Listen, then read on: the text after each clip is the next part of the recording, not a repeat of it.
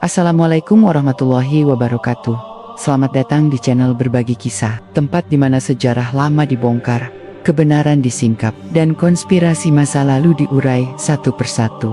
Hari ini, kita akan membongkar sebuah bab kelam dalam sejarah agama Samawi, tentang sosok misterius bernama Paulus, seorang pria yang dahulu memusuhi Nabi Isa alaihi salam, lalu tiba-tiba mengaku mendapat wahyu, dan dalam waktu singkat mengubah ajaran tauhid menjadi trinitas.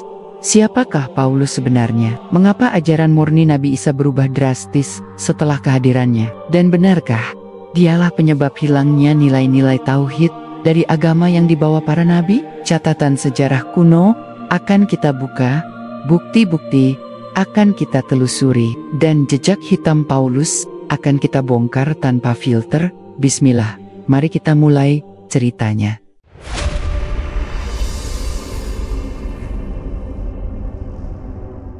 Selama ribuan tahun, dunia mengenal Paulus sebagai sosok besar dalam sejarah Kristen. Ia disebut Rasul bangsa-bangsa, penulis sebagian besar Perjanjian Baru, dan orang yang mengubah agama Yahudi sekte kecil menjadi agama dunia yang dikenal hari ini sebagai kekristenan. Namun ada satu hal yang selama ini tidak dibuka ke publik.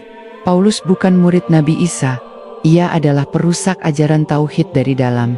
Dokumen-dokumen tua, jejak sejarah kuno, dan ayat-ayat Al-Quran memberi petunjuk kuat ajaran Nabi Isa tidak pernah mengajarkan bahwa dirinya adalah Tuhan. Nabi Isa adalah Nabi, hamba Allah, utusan tauhid. Tapi hari ini, miliaran manusia menyebutnya anak Tuhan. Trinitas dijadikan pondasi, salib menjadi simbol penyembahan, dan semuanya berawal dari satu orang, yaitu Paulus. Siapakah dia sebenarnya? Nama aslinya Saulus dari Tarsus. Ia bukan orang Galilea seperti Nabi Isa dan para hawariun. Ia bukan dari kelompok murid yang menyertai Isa dalam perjuangan. Ia adalah Yahudi keturunan Bani Israel dari kalangan Farisi, golongan yang dikenal sebagai musuh utama para nabi, termasuk Nabi Isa sendiri. Dalam Kisah Para Rasul Injil versi Kristen, Saulus digambarkan sebagai sosok yang awalnya memburu para pengikut Isa, memenjarakan, bahkan terlibat dalam pembunuhan mereka. Ia adalah penganiaya, tapi kemudian dalam sebuah kisah dramatis yang banyak diragukan kebenarannya, ia mengaku melihat cahaya dari langit dan mendengar suara Yesus, dan sejak itu berubah menjadi pengikutnya. Namun, inilah titik awal dari manipulasi terbesar dalam sejarah agama. Paulus tidak sekadar mengaku beriman, ia justru mengambil alih ajaran Nabi Isa dan memodifikasinya secara total. Nabi Isa diutus untuk meluruskan akidah Bani Israel yang menyimpang. Ia membawa Injil sebagai lanjutan dari Taurat dan menyuruh kepada satu Tuhan, Allah. Ia tak pernah mengklaim sebagai anak Tuhan, apalagi Tuhan itu sendiri. Tapi hanya beberapa dekade setelah diangkatnya Nabi Isa, ajaran itu lenyap dan berubah. Lalu muncullah dogma-dogma aneh yang tidak dikenal oleh hawariun. Tuhan menjadi tiga pribadi, Bapa, Anak, Roh Kudus. Nabi Isa disalib untuk menebus dosa manusia, hukum Taurat dihapus dan diganti dengan kasih dan anugerah. Ritual syariat digantikan dengan baptisan. Dari mana semua itu berasal? Jawabannya adalah Paulus. Pauluslah yang pertama kali menyebarkan ide bahwa keselamatan tidak perlu hukum syariat, bahwa sunat, puasa, sujud, dan hukum halal haram tidak lagi penting. Dalam surat-suratnya kepada jemaat di Roma dan Galatia, ia menyatakan bahwa hukum tidak berlaku lagi karena Yesus telah menebus dosa manusia melalui salib. Inilah awal dari pembatalan syariat dan penghancuran konsep tauhid. Ia mendoktrin bahwa Yesus adalah jalan keselamatan, bukan karena mengikuti ajarannya, tapi cukup dengan percaya saja. Maka hukum Allah yang dibawa Isa dan seluruh nabi sebelumnya dipangkas habis-habisan. Tidak perlu puasa, tidak perlu hukum waris, tidak perlu aturan halal atau haram. Cukup percaya Yesus, maka surga dijamin.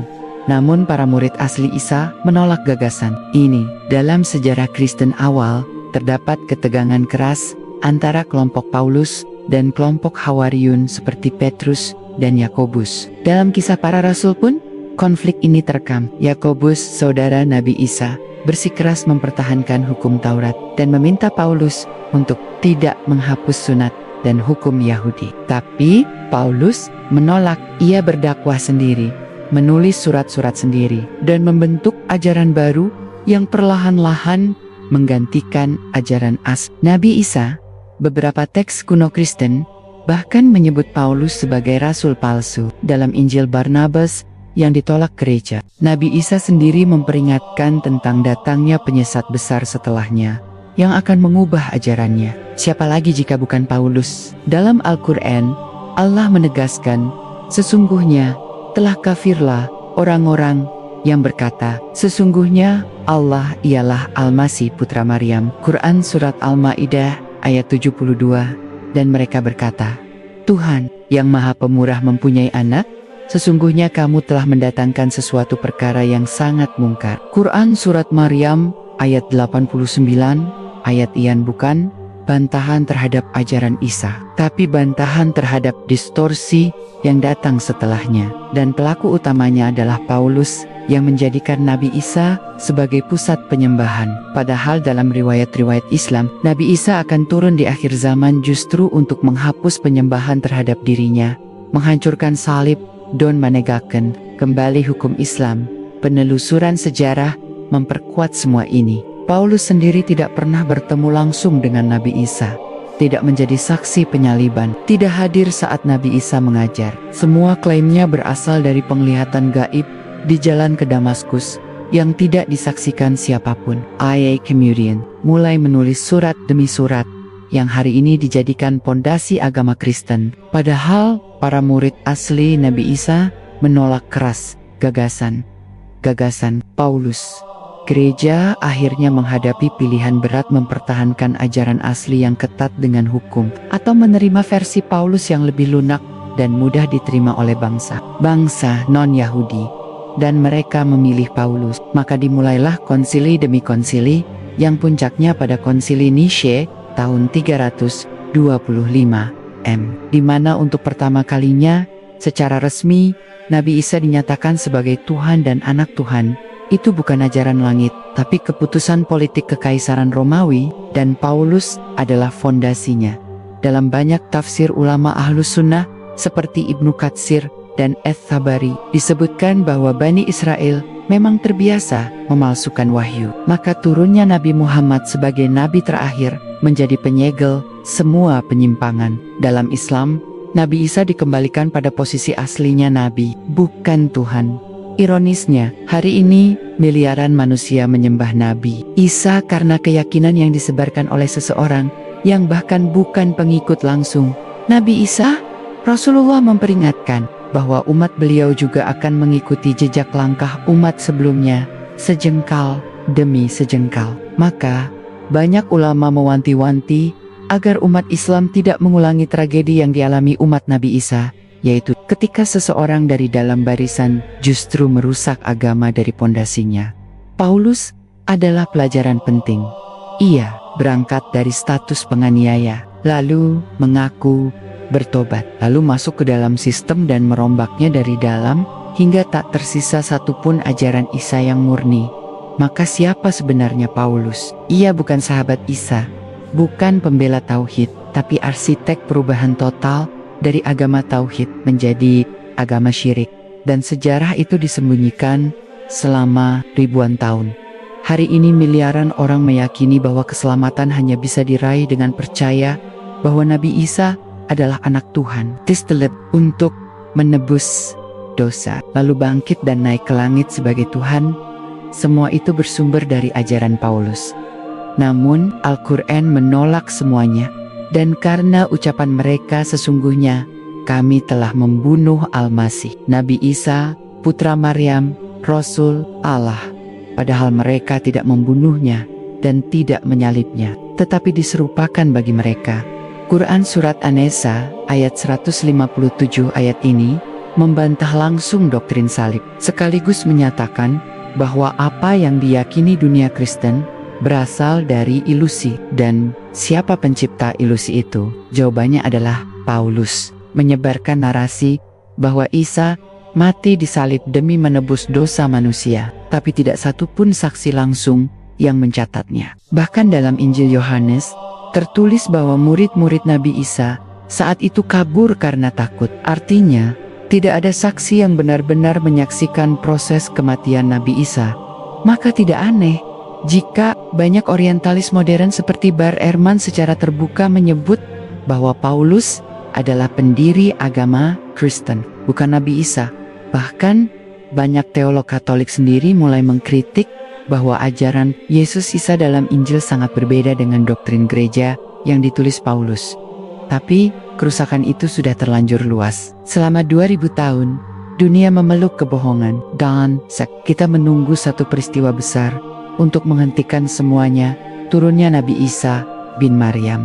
Menurut banyak riwayat syahih, Nabi Isa akan turun di akhir zaman bukan sebagai nabi baru, bukan untuk mengulang ajaran Kristen, tapi untuk menghancurkan sistem yang dibangun Paulus. Rasulullah bersabda, "Demi Allah, hampir Nabi Isa bin Maryam turun di tengah kalian, menjadi hakim yang adil. Ia akan menghancurkan salib Membanu Babi dan menghapus jizyah." Hadis riwayat Bukhari dan Muslim, hancurnya salib berarti hancurnya Trinitas dan teologi Paulus. Nabi Isa tidak datang untuk menyempurnakan Kristen. Nabi Isa datang untuk menghapus Kristen dan menguatkan Islam. Ketika turun dari langit, Nabi Isa tidak akan pergi ke gereja. Ia tidak akan duduk di Vatikan. Ia akan turun di Damaskus, Syam di wilayah Islam. Ia akan sholat di belakang Imam Mahdi, dan dari sana ia akan menyatakan kepada dunia bahwa dirinya bukan Tuhan. Para pemuka gereja akan gemetar. Jutaan pengikut yang selama ini meyakini doktrin Paulus akan bingung, karena Nabi Isa bin Maryam sendiri akan bersaksi. Dan ingatlah ketika Allah berfirman, "Wahai Isa putra Maryam, apakah kamu mengatakan kepada manusia, jadikanlah aku dan ibuku dua Tuhan selain Allah?" Isa menjawab, "Maha suci Engkau, tidaklah pantas bagiku mengatakan apa yang bukan hakku." Quran Surat Al-Maidah ayat 116. Itulah puncak dari kehancuran Paulus. Ajarannya akan ditolak oleh orang yang selama ini diklaim sebagai Tuhan. Dunia akan menyaksikan bahwa seluruh surat yang ditulis Paulus dalam Perjanjian Baru yang selama ini dijadikan pegangan gereja tidak mampu menyelamatkan mereka dari kesesatan. Kebenaran tidak datang dari surat pribadi. Kebenaran datang dari wahyu yang diturunkan kepada para nabi dan disempurnakan oleh Nabi Muhammad. Lalu apa yang terjadi setelah itu? Nabi Isa akan memimpin dunia dengan syariat Islam, bukan kembali ke Taurat, bukan Injil hasil revisi, bukan ajaran Paulus, tapi dengan Al-Quran dan Sunnah Rasulullah. Dalam riwayat Imam Ahmad, Isa akan hidup selama 40 tahun setelah turun ke bumi, menikah, punya keturunan, dan akhirnya wafat. Ia akan dikuburkan di Madinah, di samping Rasulullah. Maka, sejarah akan mencatat bahwa ajaran Paulus berakhir bukan dengan debat, bukan dengan teologi, tapi dengan turunnya Isa sendiri, yang secara terang-terangan menolak ketuhanan dirinya. Apa yang disebar, Paulus akan menjadi bahan penyesalan terbesar umatnya, karena mereka telah menyembah seseorang yang tidak pernah minta disembah, dan meninggalkan Allah, satu-satunya Tuhan sejati. Mereka akan berkata, "Ya Allah, jika saja kami mengikuti Isa yang asli, bukan Paulus." Tapi saat itu, semuanya sudah terlambat. Karena waktu hanya diberi hingga sebelum matahari terbit dari barat. Maka pertanyaannya, hari ini, mengapa umat Islam justru semakin longgar terhadap akidahnya sendiri? Mengapa banyak yang mulai menyamakan agama atas nama toleransi? Mengapa sebagian bahkan ragu menyebut Trinitas sebagai kesesatan? Padahal, Islam telah menyelamatkan Isa dari fitnah penyembahan dan membongkar penyimpangan yang dilakukan Paulus hari ini. Kita masih hidup di fase sebelum Isa turun. Masih ada waktu untuk memurnikan kembali tauhid kita dan menjelaskan pada dunia bahwa Isa bukan Tuhan, Paulus bukan nabi. Keselamatan hanya dengan mengikuti risalah Nabi Muhammad. Maka, jangan biarkan kesalahan sejarah berulang. Jangan biarkan satu figur perusak seperti Paulus lahir kembali di tengah umat ini. Dan jangan biarkan anak-anak kita tumbuh tanpa tahu siapa Nabi Isa yang sebenarnya dan siapa Paulus yang sebenarnya. Karena di akhir zaman nanti, ketika semua topeng terbuka dan semua kesesatan hancur, hanya akan tersisa satu cahaya tauhid. Dan umat yang menegakkannya adalah umat Nabi Muhammad. Di tengah reruntuhan aras kapur dan tanah Mesir Utara, ditemukan sebuah kodeks kuno, Codex Choicelinianus, yang memuat sebagian surat-surat Paulus dalam bahasa Yunani asli, tanpa catatan gaya manusia suci, ataupun dogma Kristen yang mengilap. Salinan ini yang diakses kembali oleh ahli naskah abad ke-19, mengungkap satu keanehan yang mencengangkan. Subskripsi asli mencatat ini adalah salinan berdasarkan manuskrip Caesarea, karya Pamphlas, bukan kanon ortodoksi Romawi yang dipaksakan atas figur seperti Paulus. Artinya surat-surat ini bukan inspirasi ilahi secara langsung, melainkan hasil redaksi dan seleksi manusia yang sangat politis. Dan ketika kodeks ini hampir hilang, hanya 41 lembar tersisa narasi asli suci yang pernah diucapkan oleh Paulus. Tersisa hanya selintas bayang, memancing kita bertanya, apa sebenarnya yang ingin disimpan atau dihapus oleh gereja awal? Tak cukup hanya itu, pada tahun 1945, petani di Nag Hammadi, Mesir, menemukan 13 kodeks yang berisi Injil Gnostik dan tulisan para murid Isa yang dibuang dari perpustakaan Kristen awal dalam Injil Thomas. Misalnya Yesus diungkap sebagai manusia pelita, bukan Allah. Injil-Injil ini tidak pernah menyebut Yesus sebagai anak Tuhan, bukan, dan sama sekali tak bicara soal penyaliban sebagai penebusan dosa. Kontras tajam dengan teologi Paulus dan doktrin Trinitas yang berkembang di abad berikutnya. Ini bukan kebut. Ketika Konsili Nise resmi mengangkat Trinitas 325 semua Injil dan manuskrip yang menolak ketuhanan Yesus, termasuk yang ditemukan di Nag Hammadi, dinyatakan sesat, kemudian dibakar atau dikubur. Lalu Paulus sendiri siapa? Bukti awal menunjukkan ia menulis surat pada rentang 50-60 epistles ke Galatia, Roma, Korintus etc. Sebelum Injil ditulis, namun banyak surat yang disebut Paulus seperti Efesus, Kotak, dan Timotius justru ditulis puluhan tahun kemudian dengan gaya bahasa yang sangat berbeda. Mengapa? Karena gereja khawatir ajarannya terlalu radikal. Paulus menolak hukum Taurat dan syariat secara total, tapi untuk tetap mengontrol komunitas muslim. Akhirnya, lahirlah surat-surat yang lebih institusional dan mudah dikontrol. Sebuah strategi halus, orang tetap menyebut Paulus, tapi tidak mengikutinya secara radikal. Sebab jika ia terlalu ekstrim, umat bisa kabur ke aliran lain atau Syiah Yahudi. Ini yang disebut para orientalis modern sebagai Deutero-Pauline Epistles, yang kemungkinan ditulis oleh murid atau penerus ideologi, bukan oleh Paulus itu sendiri. Tampilkan kembali kasus Tarsus Saulus, penganiaya pengikut Isa. Menurut Kisah Para Rasul, setelah klaim transformasi di jalan ke Damaskus, ia justru mendobrak gereja asli, kemudian mendirikan jemaat baru dengan guru, imam, dan struktur politis. Ia dijuluki Rasul bangsa-bangsa, tapi yang diejar terbukti bukan syariat asli Yesus, melainkan sebuah agama baru, kasih anugerah bebas syariat, bebas hukum, cukup iman. Para murid aslinya Petrus, Yakobus, Yohanes terus menolak. Ada pertentangan keras yang disebut pertengkaran di Yerusalem, Konsili Yerusalem, antara keabsahan sunat dan Taurat versus kebebasan tanpa hukum. Di Al-Quran pun, Allah menegaskan syariat sejati Nabi Isa. Kami hanya mengutus masing-masing utusannya untuk umatnya. Bila datang kepada mereka kitab-kitab suci, tidak berada di atas syariat satupun. Quran Surat Al-Maidah ayat 48 perubahan yang dilakukan Paulus bukan penyempurnaan, tapi pengkhianatan terhadap wahyu langit. Pauline Corpus menjadi pondasi resmi. Gereja dikodifikasi di Codex Vaticanus dan Sinaiticus pada abad keempat, menggabungkan surat autentik dan surat palsu, menghapus karya Gnostik, memasukkan epistles pemerintah yang melemahkan akidah asli Yesus. Sejarawan Inggris Edwin Johnson menyatakan, bahwa tidak ada bukti historis yang sahih mengenai keberadaan Nabi Isa atau Paulus sebagai figur historis. Agama ini lebih muncul dari diaspora Yahudi progresif, berarti seluruh agama yang kita kenal di sini bisa saja lahir dari ide politik sinagogisasi, bukan wahyu asli Isa. Namun, sejarah tetap punya saksi sakramen. Penguburan Paulus ditemukan di Roma, Macomb St. Paul outside the walls. Meskipun keabsahannya dipertanyakan, tapi gereja membangun basilika, menyembunyikan fakta bahwa Paulus bukan disalib, bukan dibunuh manusia, tetapi dijatuhi hukuman oleh penguasa Romawi, yang berarti para pendirinya justru mengikuti pola negara, bukan Injil.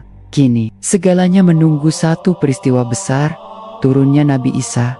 Ia akan menghancurkan salib, not metaphor, but literally akan meruntuhkan semua simbol Trinitas dan institusi gereja yang dibangun atas dasar distorsi Paulus. Ia datang sebagai hakim, bersujud, menghancurkan jizya dan memanggil umat untuk syariat Islam. Di masa itu, kebenaran akan terbuka.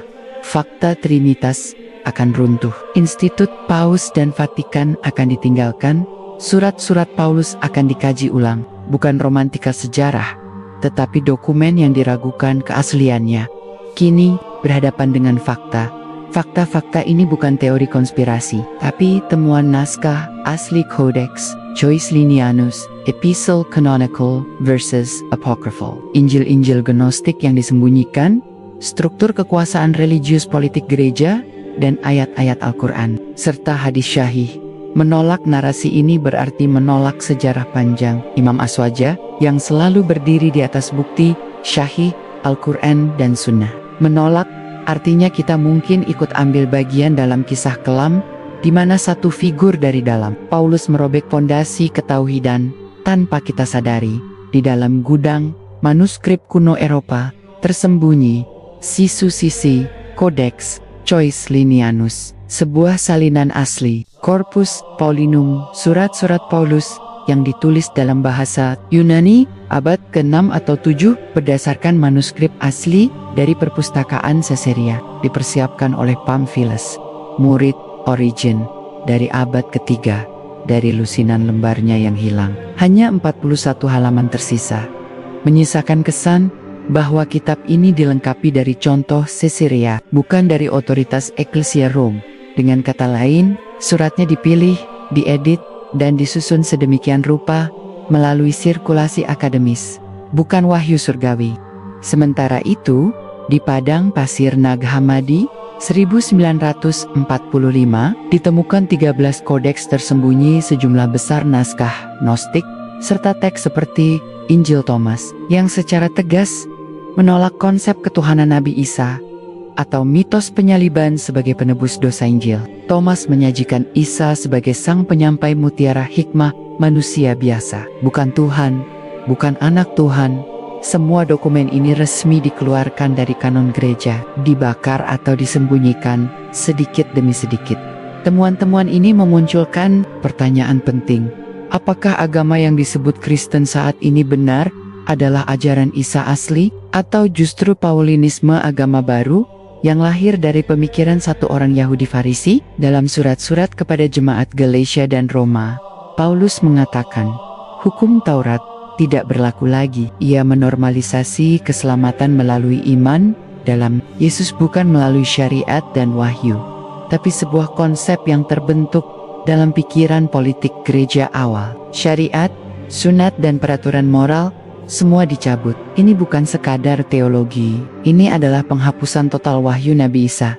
Perubahan yang disepakati di Konsili Nicaea 325 M, ketika Trinitas diposisikan sebagai doktrin negara Roma, bukan kebenaran langit. Konflik ini tidak hanya terjadi secara teks. Dalam Kisah Para Rasul, jelas tertera adanya perdebatan antara kelompok Paulus yang mendukung ajaran baru bebas syariat dan kelompok Petrus dan Yakobus yang mempertahankan hukum Taurat. Ini adalah dua agama berbeda dalam satu gerakan besar Kristen melawan Kristen. Paulus kalah di Yerusalem tetapi menang di dunia. Ajarannya masuk ke genteng-genteng Basilika, Koloseum, dan kemudian Eropa serta Amerika Para orientalis seperti Bart Ehrman dan Elaine Pagels menunjukkan bahwa banyak teks Paulus, termasuk epistel kepada Efesus dan Timotius, kemungkinan ditulis belakangan oleh murid atau penerusnya, bukan Paulus sendiri. Semuanya demi menjaga keberhasilan Paulinisme tetap menjadi agama dengan Yesus Tuhan, namun tanpa penegakan hukum. Sebuah sistem spiritual politik yang sangat mirip kekhalifahan, tetapi berbasis doktrin baru. Namun semua sistem akan runtuh ketika yang mereka klaim sebagai Tuhan, Nabi Isa bin Maryam, turun dari langit. Hadis Syahih menyatakan bahwa Nabi Isa akan menghancurkan salib membani Bobi dan menghapus jizyah. Ini bukan metafora, ini instruksi nyata terakhir untuk dunia ketauhidan harus kembali menang. Salib sebagai simbol Paulinisme akan hancur. Seperti Vatikan dan Paus akan kehilangan legitimasi spiritualnya. Dan surat-surat Paulus yang menurut Codex Joycelinianus hanyalah teks redaksi akademis akan dipertanyakan. Nabi Isa akan menyatakan, "Aku hanyalah hamba Allah." Quran Surat Al-Ma'idah ayat 116. Sebuah narasi yang menolak seluruh poin inti pernyataan Paulinisme. Di tengah semua itu, para sejarawan dan orientalis modern semakin menyadari agama Kristen bukan ajaran Nabi Isa. Paulinisme lebih tepat disebut ibadah kepada penebus darah, bukan kepada Nabi Isa yang menegakkan syariat dan berkhidmat hanya kepada Allah. Dan Injil asli yang hanya menyebut Nabi Isa sebagai hamba Allah yang menegakkan hukum Taurat dan menyeru kepada tauhid ada dalam teks seperti Injil Barnabas dan Injil Roma Yahudi yang disembunyikan bahkan sebelum Konsili Nisha. Kini, saat kita menutup lembaran panjang bayangan manipulasi Paulinisme, satu hal menjadi jelas. Kebangkitan sejarah Islam akhir zaman bukan sekadar kisah. Ini adalah penyelesaian dari kompleks sejarah yang dimulai dari Saulus, difabrikasi oleh gereja negara, dan dikokohkan melalui imperialisme spiritual berabad-abad.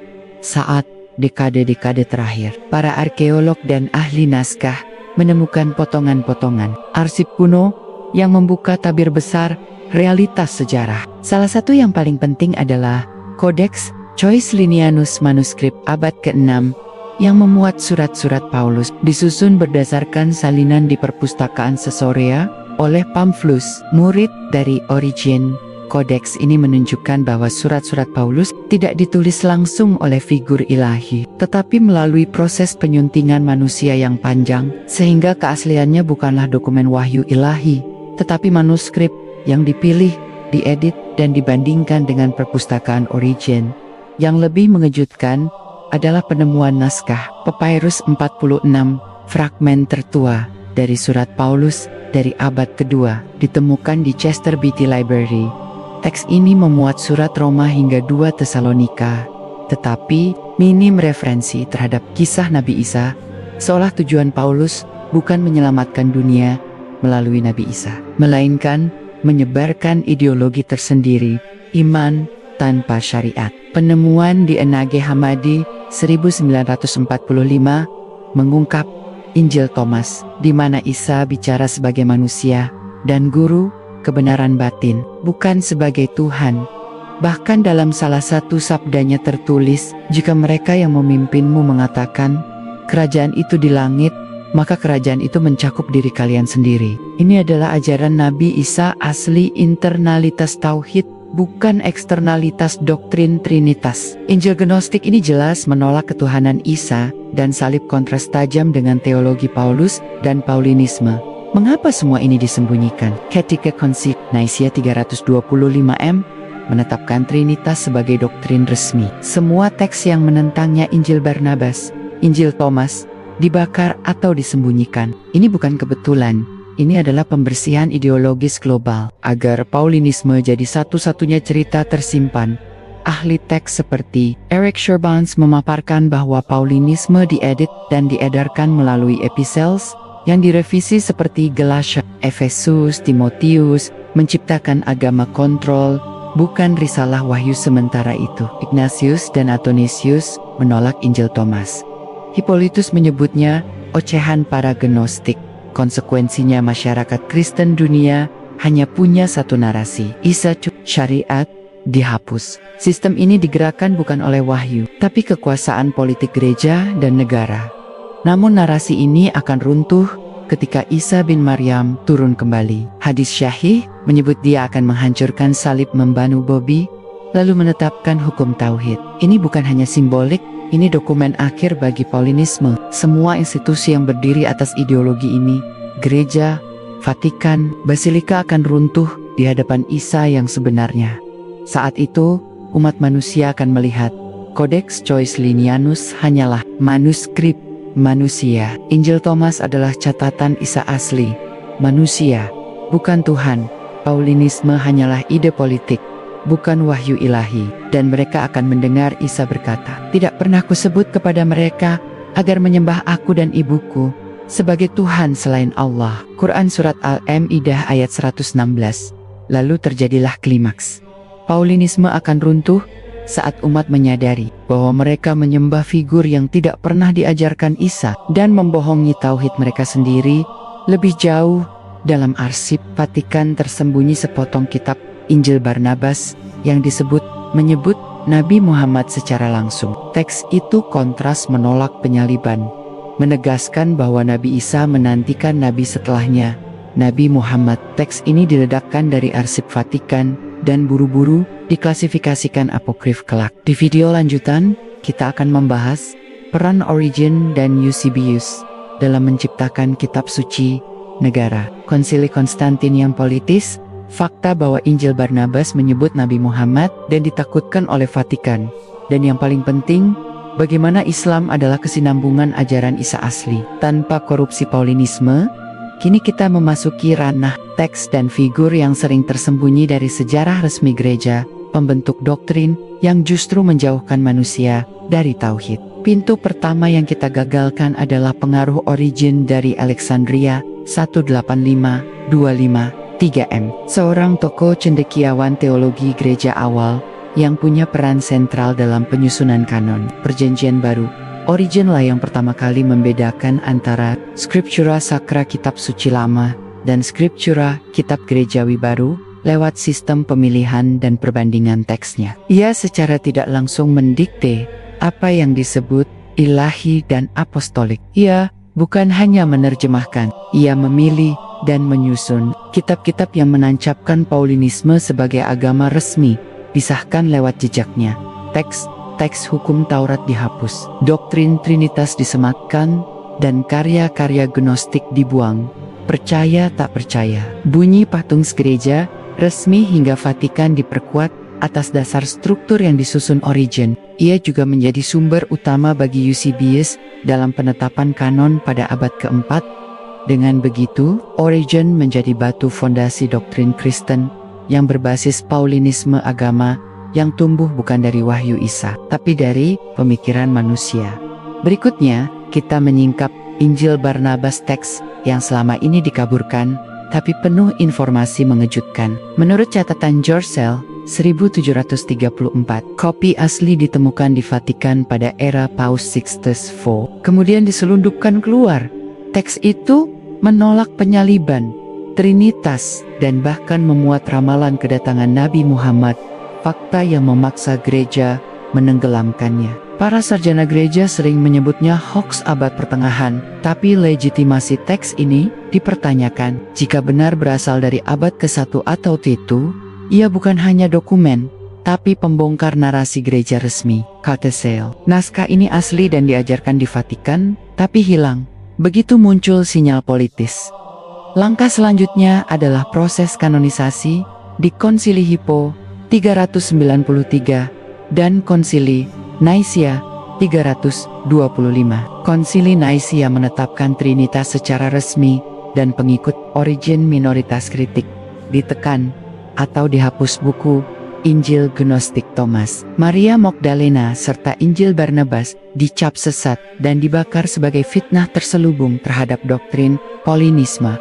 Origen sendiri akhirnya dikutuk lewat Sinode Konstantinopel 553 sebagai upaya membersihkan heretik Origen dari ajaran resmi. sementara jejaknya masih tertanam dalam kitab kanonik, termasuk properti penyelewengan Paulinisme. Mari kita rekap. Origen menetapkan dasar teologi manusiawi atas kitab Paulinisme. Injil Barnabas memberi masukan bahwa Isa tidak Tuhan, dan ia menubuatkan Nabi Muhammad. Konsili Gereja mendiskreditkan semua bukti yang menegaskan tauhid Isa asli dan ramalan Islam. Hasilnya, dunia Kristen resmi berjalan di atas narasi manusia, bukan wahyu.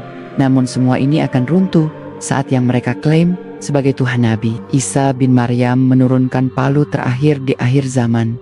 Hadis Syahih menyebut, hampir-hampir Isa turun menjadi hakim yang adil. Ia menghancurkan salib. Dengan satu dekapan itu pula, Origen, Paulus, dan Konsili Nisia melalui Vatikan akan tergantikan oleh kejelasan wahyu. Dan sekarang, kamu menyaksikan awal pembongkarannya. Jika Anda ingin saya lanjutkan ke bab berikutnya, ungkap peran Eusebius, Athanasius, Marcion, dan rangkaian skenario Paulinisme politik. Juga penjelasan ilmiah kenapa Injil Barnabas harus dibuka kembali sebagai catatan asli. Konten ini belum selesai dan akan mengungkap siapa yang sebenarnya menjadi penjaga kebenaran dan siapa yang menjadi pengkhianat akidah kini. Daripada hanya teks, kita sampai pada figur yang menyatukan Paulinisme menjadi agama negara, Eusebius dari Kaisarea 260339 M. Ia bukan hanya sejarawan, tetapi arsitek propaganda politik gereja. Liwet karyanya, Ecclesiastical History. Eusebius menggambarkan paus dan kaisar sebagai utusan Tuhan di bumi, menyamakan kekuasaan politik dengan kekuasaan ilahi. Melalui narasinya, ia menghilangkan catatan kontroversi Paulinisme, konflik awal, serta Injil Barnabas yang menuduh Isa bukan Tuhan. Semua dinarasi ulang seolah agama itu dimulai dari Nabi Isa, bukan dari Paulus. Eusebius kemudian menasihati Kaisar Konstantinus untuk menyeragamkan agama di Kekaisaran Roma, dan hasilnya adalah Konsili Nisia 325 M. Di sana, tanpa perdebatan doktrin, digelontorkan pernyataan bahwa Nabi Isa sebagai satu substansi dengan Bapa. Tanpa Attila dan Eusebius, tidak akan ada konsensus ini. Namun, rahasia yang terus terungkap adalah Athanasius dari Alexandria, 296-373 M. Salah satu pengikut garis keras konsili melakukan rotasi buku di kanon Injil. Ia memasukkan surat-surat bukan Paulus seperti Barnabas, Petrus, Marcion, dan menghilangkan Injil Thomas atau Maria Magdalena. Bukti arkeologi menunjukkan rotasi koleksi di Perpustakaan Vatikan pada tahun 367 M. Bertepatan perdebatan keras soal Injil Barnabas. Temuan ini sangat penting. Injil Barnabas hampir masuk kanon dan menjelang masuk ulang, malah dibakar. Hal itu menunjukkan naturnya bukan hanya teologi, tapi murni politik kekuasaan untuk menjaga Paulinisme tetap eksklusif. Kembali pada buku teks, narasi monolitik tak bisa menjelaskan ini. Paulus yang merevisi syariat, Origen yang mendesain teknik, editorial agama, Eusebius menafsirkan sejarah sesuai kepentingan. Athanasius melakukan rotasi teks untuk menutup bukti. Semua dilakukan agar ajaran tauhid asli Isa tak pernah dikenal, dan pengikut Isa sendiri tidak pernah disebut sebagai bagian dari yayasan agama resmi modern. Namun, narasi ini tidak akan bertahan selamanya, karena Isa bin Maryam yang tidak pernah mengklaim ketuhanan akan turun kembali. Ia bukan hanya akan menghancurkan salib, tapi juga menghancurkan hukum manusia yang kokoh dalam Paulinisme dan keturunan doktrinnya. Ia akan sholat di belakang Mahdi, menetapkan syariat Islam, dan menunjukkan bahwa keselamatan bukan melalui surat Paulus, tapi melalui wahyu Allah. Narasi ini yang dimulai dari Saulus Tarsus sampai Athanasius Roma akan hancur di hadapan Nabi Isa sejati, dan manuskrip-manuskrip tersembunyi seperti Injil Barnabas akan terbuka, dan sejarah selama ini ditumpuk di ruang rahasia Vatikan akan disaksikan dunia. Meskipun Injil Barnabas dan teks-teks gnostik lainnya berhasil disembunyikan, jejak Paulinisme tidak pernah benar-benar mati. Ia malah tumbuh dari reruntuhan dan mengakar di setiap zaman.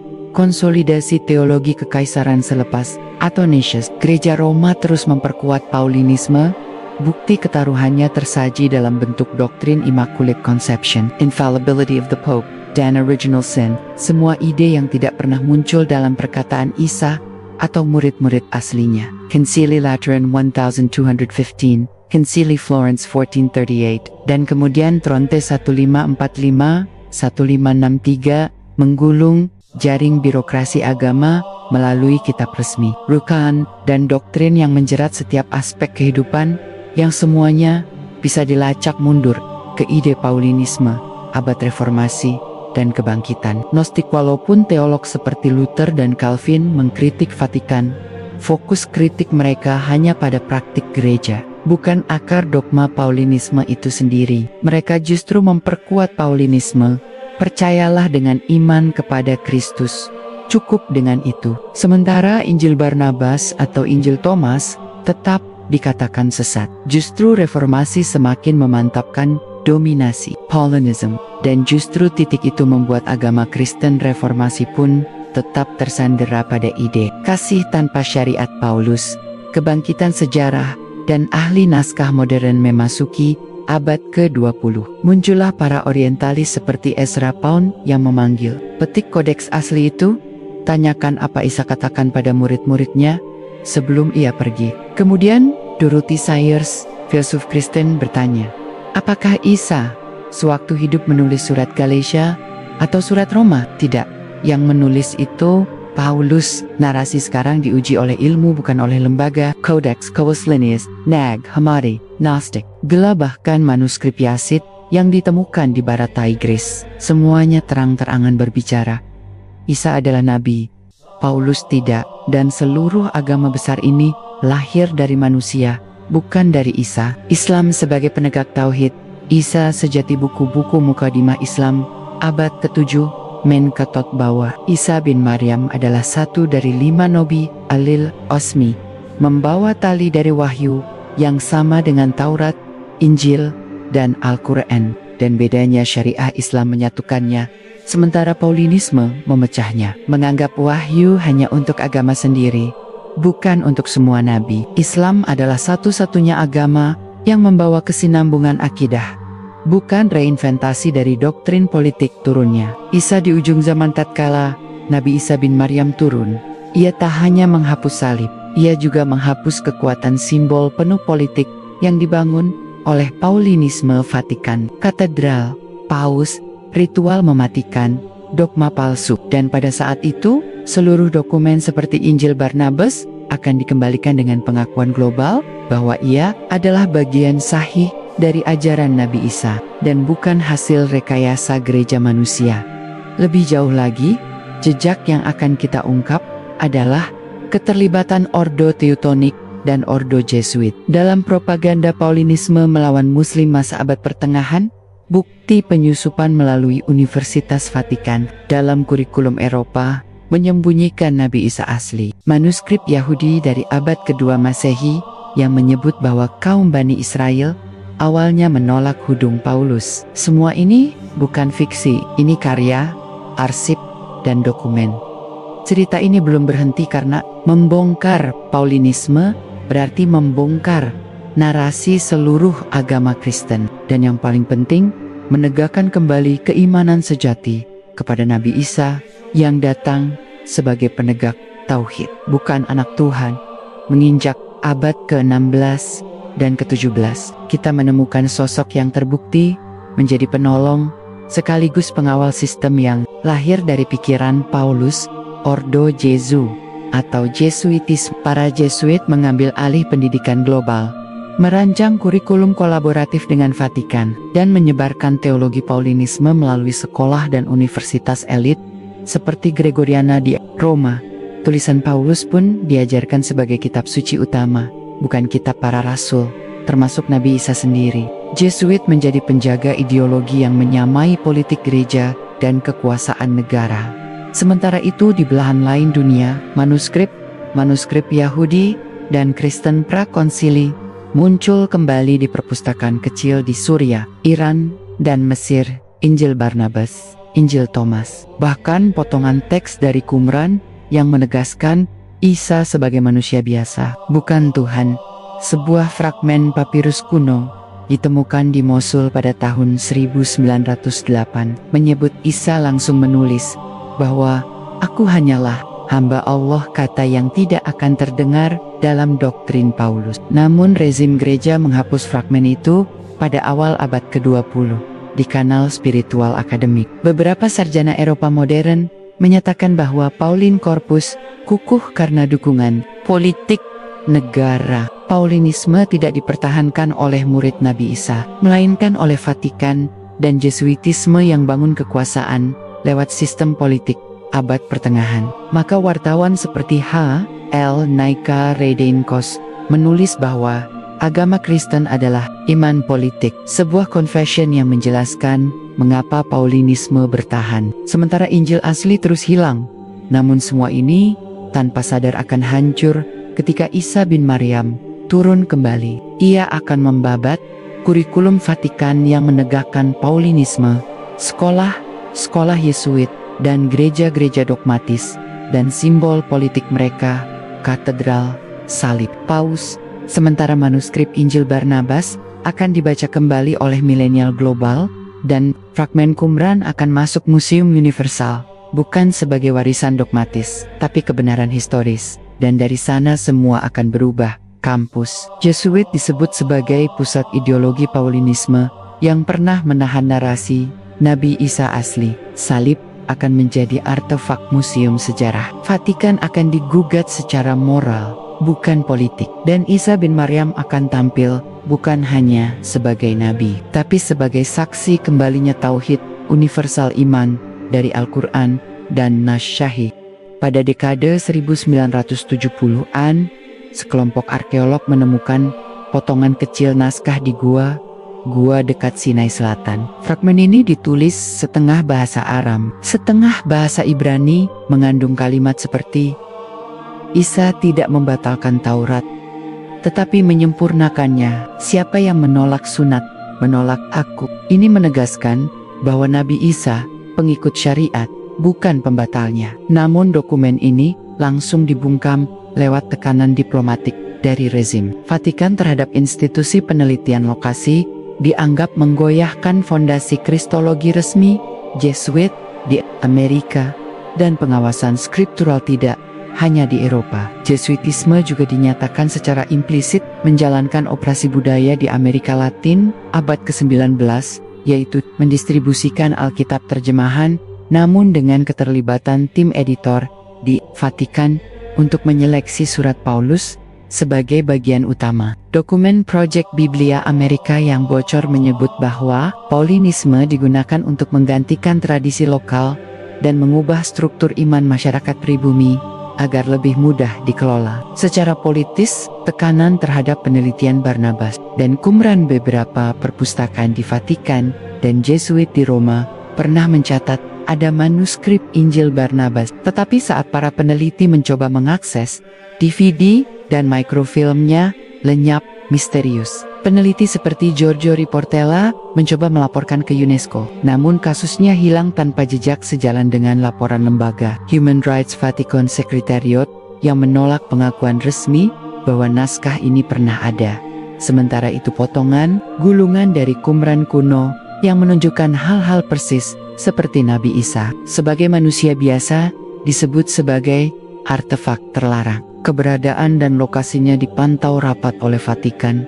Janji Nabi Isa di akhir zaman menjelang detik akhir dunia, Nas Hadis Syahih menegaskan Isa turun di Menara Putih Damaskus. Isa menghancurkan salib, menegakkan syariat, dan menjadi hakim adil.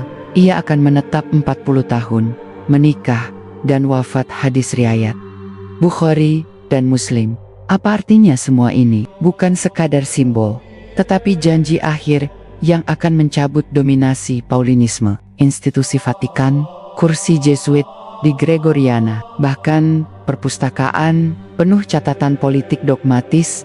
Semuanya akan runtuh dalam satu dekade kebenaran transformatio modern. Pembalikan narasi digital kini, perang narasi dipindah ke dunia digital. Codex Joycelinianus disebarkan di platform Open Archive. Fragmen Barnabas diunggah dalam katalog Universitas online, dan buku-buku muslim sekaligus orientalis seperti karya Margaret Barker dan John Shelby Spong membongkar akar kristologi dari Paulinism. Gelombang informasi ini memicu perpecahan di kalangan gereja modern yang semakin terbuka ke media. Bahkan Vatikan pun membuka museum digital takhta Paulus tanpa salib di dalamnya. Tubuh institusi agama global dibangun di atas narasi Paulinisme yang bukan berasal dari Nabi Isa, tapi hasil rekayasa kekuasaan manusia. Manuskrip asli yang menunjukkan Isa sebagai nabi syariat dan hamba Allah terus disusupi dan dibungkam. Namun, rendahnya kedok Paulinisme di akhir zaman akan diperlihatkan ketika Nabi Isa turun sendiri, menghancurkan sistem keluarganya dan mengembalikan narasi kepada tauhid Islam. Di era perang salib ke-12 dan ke-13, muncul Ordo Teutonik, sekat sakral politik dan kekuasaan militer yang menjadi alat untuk memperluas pengaruh Vatikan ke Eropa Timur.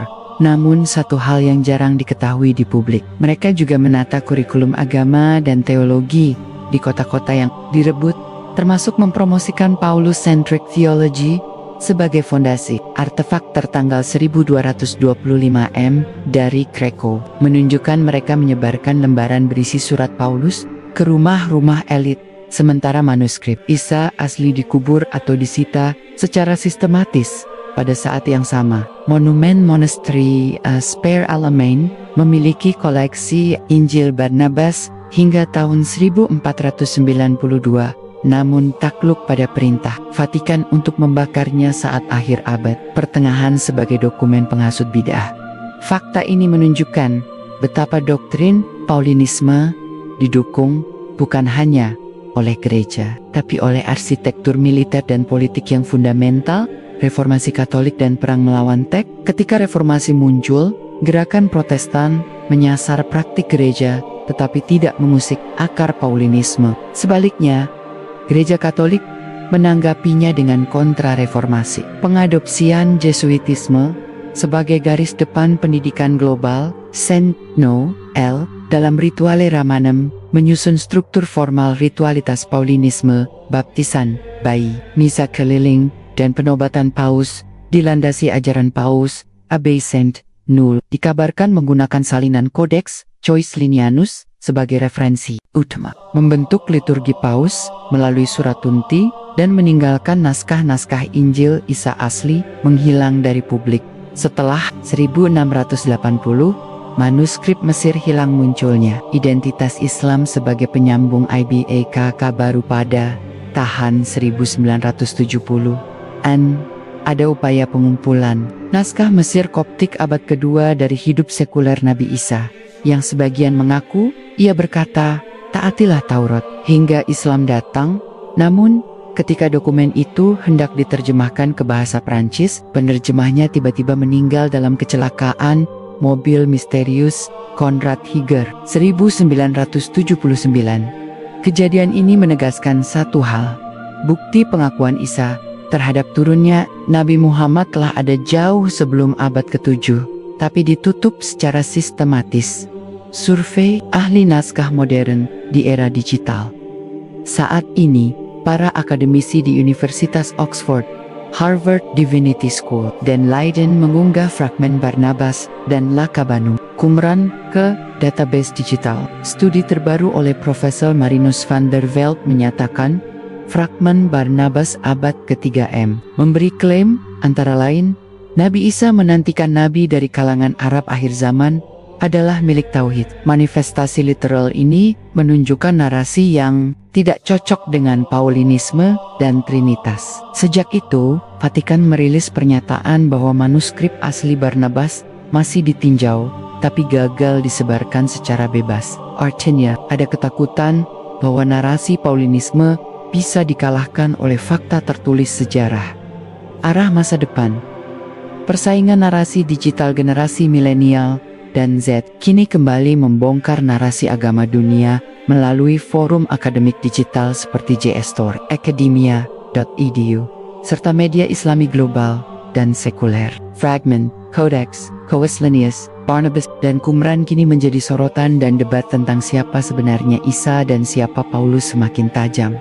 Apakah Paulinisme benar-benar ajaran wahyu? Apakah Injil asli masih disembunyikan? Dan apa peran Islam sebagai pengemban cerita asli Isa? Manakala semua manuskrip ini dilepas ke publik, turunnya Nabi Isa di akhir zaman tidak hanya menjadi peristiwa spiritual, tetapi juga hari kejadian historis redemptio terhadap narasi yang dibajak. Paulus, dokumen rahasia Vatikan dan kebijakan Index Librorum Prohibitorum salah satu bukti kuat bahwa ajaran Paulus adalah hasil konstruksi politik dan bukan wahyu ilahi, adalah keberadaan daftar terlarang yang disusun secara resmi oleh Gereja Katolik, dikenal sebagai Index Librorum Prohibitorum. Ini adalah daftar buku-buku yang dilarang beredar, termasuk diantaranya Injil Barnabas, Injil Thomas, serta ratusan teks Gnostik yang menggambarkan Isa sebagai hamba Allah, bukan sebagai Tuhan. Daftar ini resmi disusun pada 1559 M oleh Paus Paulus IV dan diperbarui hingga tahun ke-1948. Artinya, selama hampir 400 tahun, gereja secara aktif menyensor semua teks yang berpotensi mengancam legitimasi teologi Paulus. Dokumen arsip Vatikan yang bocor tahun 1999 melalui seorang mantan penjaga arsip yang dikenal hanya dengan nama FK, mengungkap keberadaan salinan Injil Barnabas dalam bahasa Latin dan Aram yang dikunci dalam ruang rahasia 3 bit. Namun naskah itu tidak boleh diakses oleh siapapun di luar lingkaran kardinal tinggi. Mengapa? Karena di dalamnya terdapat penegasan eksplisit bahwa sungguh Muhammad adalah namanya yang agung, dan dari keturunannya akan datang cahaya yang mengalahkan kegelapan dunia ini. Kalimat ini, jika terbukti sah, akan menghancurkan seluruh struktur keyakinan Trinitas dan membenarkan nubuat yang selama ini dipegang umat Islam. Maka dari itu, teks ini tidak sekadar tidak sahih menurut Vatikan, melainkan berbahaya secara ideologis. Kolaborasi Jesuit dan Zionis Kristen membentuk Yesus baru untuk dunia modern memasuki abad ke-20. Paulinisme mengalami tantangan besar dari para ilmuwan dan arkeolog. Maka muncullah sebuah proyek kolaboratif yang jarang diketahui publik, Project Christos Globalis. Ini adalah upaya gabungan dari teolog liberal Jesuit, kelompok evangelis Amerika, dan intelektual Zionis Kristen, yang tujuannya adalah merekonstruksi figur Yesus agar kompatibel dengan narasi politik modern. Mereka menerbitkan film, buku, dan literatur populer yang menampilkan Yesus sebagai pembebas sosial, pemimpin revolusi cinta universal, tetapi menghapus peran Isa sebagai nabi yang tunduk pada syariat, sebagaimana dalam Injil Barnabas dan naskah Islam Zionis Kristen yang percaya bahwa Israel adalah syarat kedua datangnya Yesus, memelopori doktrin Rapture dan Armageddon, lalu menyisipkan unsur-unsur politik kekuasaan ke dalam tafsir Alkitab. Namun semua ini berakar pada tafsir Paulus tentang iman yang menyelamatkan, bukan syariat yang mengikat. Dengan kata lain, mereka tidak sedang menanti Nabi Isa sejati, melainkan sedang menciptakan Yesus versi politik, yang sebenarnya hanyalah bayangan dari Paulus. Era digital dan kecemasan gereja global, kebangkitan teknologi informasi menciptakan ancaman serius bagi Paulinisme. Situs seperti Early Christian Writings, Dead Sea Scrolls Digital Library, dan Islamic Awareness Project mulai menyebarkan salinan asli teks-teks kuno yang tidak direstui gereja. Bahkan beberapa peneliti di Oxford dan Berlin menerbitkan jurnal peer-reviewed yang secara tersirat menyatakan pengaruh Paulus terlalu besar dan terlalu menyimpang dari sumber utama. Hal ini membuat Vatikan mulai beralih dari penyensoran teks menjadi strategi naratif baru, membuat film-film bertema Yesus, membuka kanal YouTube resmi Vatikan, dan memasarkan Injil edisi populer yang telah disederhanakan dan dipoles. Namun, tetap saja, publik yang cerdas mulai bertanya, mengapa Paulus tidak pernah bertemu Isa langsung, tetapi justru lebih dominan dari para murid sejati? Mengapa ajaran yang meniadakan hukum syariat justru dianggap wahyu? Mengapa nama Nabi Muhammad muncul di Injil Barnabas, dan kenapa naskah itu dilarang? Pertanyaan-pertanyaan ini terus muncul, dan tidak bisa lagi dihentikan oleh sensor atau dogma. Persiapan turunnya Nabi Isa dan hancurnya narasi Paulusiadis, hadis Syahih menegaskan bahwa Nabi Isa akan turun menjelang akhir zaman, bukan sebagai Tuhan atau anak Tuhan, tetapi sebagai umat Nabi Muhammad dan pengikut syariat Islam akan turun. Isa bin Maryam sebagai hakim yang adil, lalu ia menghancurkan salib membanu Bobi dan meletakkan jizyah. Hadis Bukhari dan Muslim. Peristiwa ini bukan sekadar simbolik, ini adalah penghancuran resmi terhadap semua bangunan keagamaan palsu, termasuk ajaran Paulus. Dan pada saat itu, dunia akan menyaksikan salib dihancurkan bukan oleh umat Islam, tapi oleh Isa sendiri. Syariat kembali ditegakkan bukan oleh ulama, tapi oleh Nabi yang dulu disalahpahami. Nama Nabi Muhammad disebut oleh Nabi Isa sendiri, bukan oleh kaum muslimin, tapi oleh penutup para rasul sebelumnya. Maka terbukalah tabir besar sejarah dunia bahwa Paulus bukan pewaris Isa, tapi pengkhianat risalah tauhid, dan bahwa umat manusia telah disesatkan oleh narasi buatan manusia selama lebih dari 1900 tahun. Sebuah peristiwa besar terjadi di awal abad ke-21. Sebuah manuskrip Injil Barnabas berlapis kulit emas ditemukan dan dipindahkan ke Museum Topkapi, Istanbul. Dokumen ini ditulis dalam bahasa Suriah kuno Syriac Aram, diperkirakan berusia lebih dari 1500 tahun. Manuskrip itu bukan hanya menolak penyaliban, tapi juga menyebutkan langsung, Muhammad adalah nama yang agung. Ia akan datang dan membawa kebenaran dari Tuhan yang hidup. Berita ini sempat membuat Vatikan meminta izin resmi untuk memeriksa keaslian naskah. Namun Turki menolak karena khawatir manuskrip ini akan dihilangkan. Seperti nasib teks-teks lainnya di abad pertengahan, mengapa Vatikan begitu terguncang? Karena jika manuskrip itu diakui dunia internasional, maka seluruh bangunan keimanan berdasarkan doktrin Paulus akan kehilangan fondasi. Kesaksian sarjana Kristen modern Paulus dipertanyakan saat ini. Semakin banyak intelektual Kristen sendiri yang mulai menyuarakan hal yang dulu dianggap tabu. Di antaranya James de Tabor, profesor dari University of North Carolina, menulis dalam bukunya Paul and Jesus bahwa Paulus membangun sebuah agama yang berbeda dari yang diajarkan oleh Yesus. John Shelby Spong, uskup episkopal Amerika, menyebut Paulus sebagai arsitek agama Kristen, bukan pewaris Isa. Ellen Pagels, peneliti di Princeton, menunjukkan bahwa banyak ajaran Paulus justru bertentangan dengan Injil-Injil awal dan murid Isa yang sesungguhnya. Kesaksian ini datang bukan dari kaum muslimin, melainkan dari kalangan mereka sendiri yang kini mulai sadar bahwa agama yang mereka warisi bukan berasal dari Nabi Isa, tetapi dari Paulus, si mantan penindas umat Kristen awal. Kebohongan terorganisir. Surat-surat Paulus yang diduga palsu. Beberapa surat Paulus dalam Perjanjian Baru seperti 1 dan Tutumosis, Titus, dan Kolose telah lama dicurigai sebagai bukan tulisan Paulus sendiri. Bahkan banyak sarjana Injil menyebutnya sebagai pseudo-epigrafa, tulisan yang mengatasnamakan Paulus untuk mengesahkan ide-ide yang tidak populer saat itu. Namun, semua surat itu tetap dijadikan bagian dari kitab suci. Mengapa? Karena doktrin Trinitas dan penghapusan syariat banyak bersandar pada ayat-ayat yang hanya ada di surat-surat itu. Contohnya, Kristus telah membebaskan kita dari kutuk hukum Taurat. Segala sesuatu halal bagiku, tetapi tidak semuanya berguna. Bandingkan ini dengan ucapan Isa dalam Injil Matius. Jangan kamu sangka, aku datang untuk meniadakan hukum Taurat sebelum langit dan bumi lenyap. 1 iota pun dari hukum Taurat tidak akan lenyap. Bukti ini menunjukkan bahwa Paulus bukan hanya mengubah ajaran Isa, tetapi menciptakan agama baru atas nama Isa.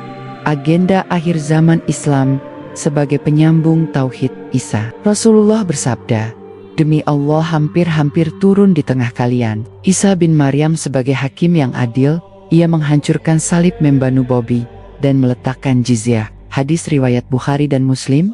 Artinya, kebangkitan Isa bukan hanya peristiwa langit, tapi penutup sejarah manipulasi yang dimulai oleh Paulus. Isa akan datang untuk membatalkan Trinitas, menegakkan kembali syariat, menghapus doktrin warisan. Paulus membawa manusia kembali ke jalan tauhid sejati.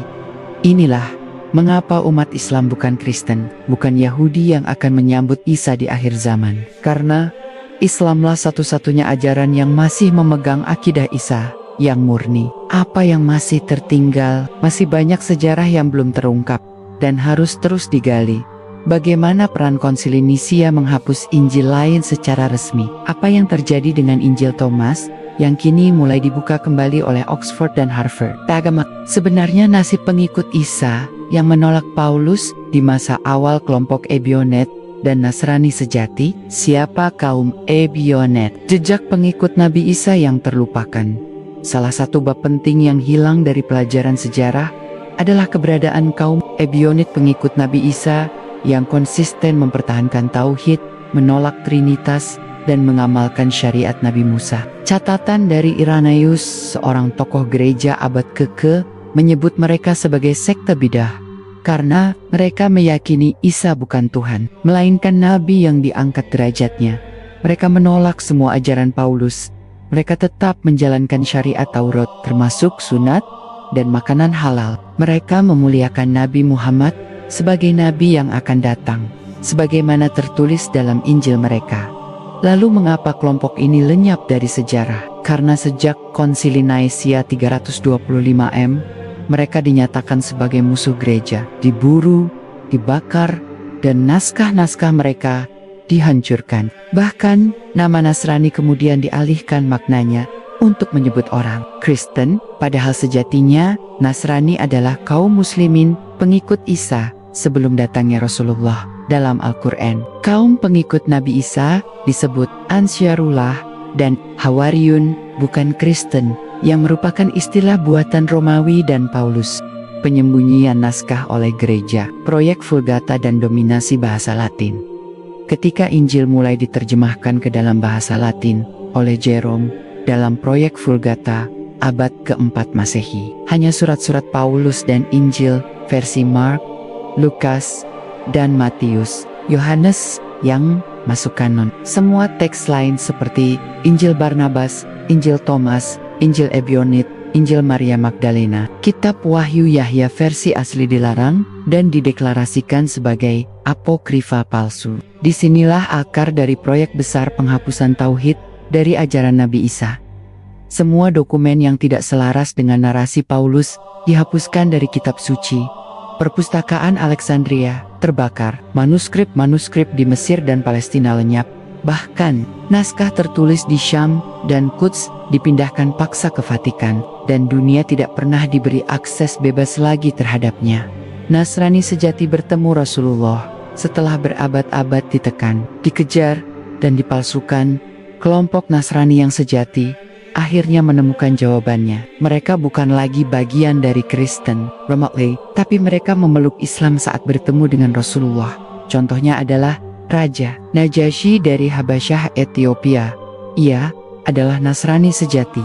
Ketika mendengar surat Maryam dibacakan oleh Ja'far bin Abi Thalib, ia menangis dan berkata, "Apa yang kalian bacakan dan apa yang dibawa oleh Isa berasal dari sumber yang sama." Lalu ia menyatakan keislamannya secara rahasia. Warakah bin Naufal, paman Khadijah, adalah ahli kitab yang mengikuti agama Nabi Isa yang lurus. Ia mengatakan kepada Nabi Muhammad, "Itulah Nemus Jibril yang pernah datang kepada Musa." Para rahib dari Najran yang berdiskusi langsung dengan Nabi Muhammad dalam peristiwa Mubahalah. Beberapa dari mereka memeluk Islam karena mereka mengenal tanda kenabian Nabi Muhammad sebagai kelanjutan dari risalah Nabi Isa. Mereka tahu bahwa ajaran Islam adalah kesinambungan dari wahyu Nabi Isa, Nabi Musa, dan Nabi Ibrahim, bukan agama baru. Fatwa ulama Ahlus Sunnah, Paulus adalah pemalsu wahyu ulama besar seperti Imam Ibnu Hazm, Imam Al-Qurtubi, dan Syekhul Islam Ibnu Taimiyah menjelaskan bahwa agama Kristen hari ini bukanlah ajaran Nabi Isa. Ajaran itu telah diubah oleh Paulus, seorang Yahudi, Bani Israel, yang berpura-pura masuk Kristen untuk merusak dari dalam. Dalam Al-Jawab Al-Syahih karya Ibnu Taimiyah disebutkan bahwa Injil yang dibawa oleh Isa telah hilang. Yang ada saat ini adalah tulisan manusia, bukan wahyu. Paulus adalah orang yang paling bertanggung jawab atas pembengkokan ajaran tersebut. Dunia modern di ujung pemurnian kini dunia menyaksikan kebangkitan spiritual yang berbeda. Banyak orang Eropa dan Amerika yang meninggalkan Kristen karena doktrin Trinitas tidak masuk akal. Mereka mencari versi Yesus yang lebih otentik dan mereka menemukannya dalam Islam. Situs seperti Why Islam, Ask a Muslim, dan banyak pusat dakwah global melaporkan bahwa ratusan orang masuk Islam setiap hari, dan alasan paling dominan adalah menemukan bahwa Yesus Isa dalam Islam lebih masuk akal. Manusia, nabi, bukan Tuhan, menyadari bahwa syariat lebih masuk akal daripada iman. Menolak warisan Paulus yang menggantikan hukum dengan spekulasi, menyambut turunnya Isa dan kiamat Trinitas. Ketika Isa bin Maryam turun, ia akan menjungkir balikkan semua narasi palsu ini. Salib akan dihancurkan, bukan sebagai simbol, tapi sebagai pernyataan hukum. Gereja akan kehilangan sakralitasnya dan takluk pada hukum Allah. Paulus akan dihapus dari semua kitab suci, karena Isa sendiri akan menetapkan kembali apa yang benar. Dan pada hari itu, Trinitas akan runtuh. Sejarah hitam Paulus akan dibuka di hadapan semua manusia, dan dunia akan tahu bahwa hanya satu agama yang diakui di sisi Allah, Islam. Sahabat sejarah yang dirahmati Allah, telah kita buka lembar demi lembar fakta-fakta mencengangkan yang selama ini terkubur tentang bagaimana Paulus yang awalnya musuh para murid Nabi Isa alaihi salam justru menjadi pengatur doktrin yang menyimpang jauh dari ajaran tauhid. Dengan manipulasi, politik, dan kekuasaan, ia berhasil membangun fondasi agama baru yang menyembunyikan kebenaran dan menjauhkan manusia dari syariat Allah.